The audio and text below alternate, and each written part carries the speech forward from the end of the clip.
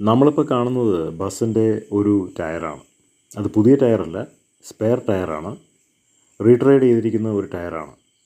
നമ്മൾ ആ ടയറിൽ സൂക്ഷിച്ച് നോക്കിക്കഴിഞ്ഞാൽ റീട്രേഡ് ചെയ്തിരിക്കുന്ന ഭാഗങ്ങൾ കാണാൻ പറ്റും. അതായത് നിലവിലുള്ള ടയറിൻ്റെ കൂടെ റബ്ബറിൻ്റെ ഒരു വളയം അതിലുണ്ട്. അപ്പോൾ ഇതുപോലുള്ള ടയറുകൾ നമുക്ക് വില കുറഞ്ഞ് കിട്ടും. ബസ്സിൻ്റെ ടയർ തേഞ്ഞു പോകുമ്പോൾ റീട്രേഡ് ചെയ്യുന്ന ടയറുകളാണ് ഉപയോഗിക്കാറുള്ളത്.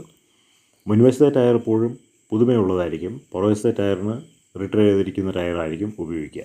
പുതിയ ടയറുകൾ വാങ്ങുക എന്ന് പറഞ്ഞിരിക്കുന്നത് വളരെ ചിലവുള്ള ഒരു കാര്യമാണ്. കാരണം ബസ്സിൻ്റെ ടയറിന് 10,000 വിലയുണ്ട്.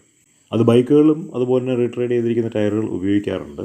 പക്ഷേ അത് സുരക്ഷിതമല്ല എന്നൊക്കെ പറയും. പക്ഷേ ഒരുപാട് പേര് അങ്ങനെയുള്ള ടയറുകൾ ഉപയോഗിക്കുന്നുണ്ട്.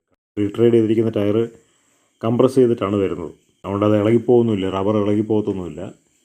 അതിൻ്റെ പശ നല്ല ബലമായി ഒട്ടിച്ച് വെച്ചിരിക്കുകയാണ്. പുതിയ ടയറിന് നല്ല വിലയുണ്ടല്ലോ. സാമ്പത്തിക കെട്ടുറപ്പില്ലാത്തവർക്ക് പുതിയ ടയറുകൾ വാങ്ങാൻ കഴിയില്ല.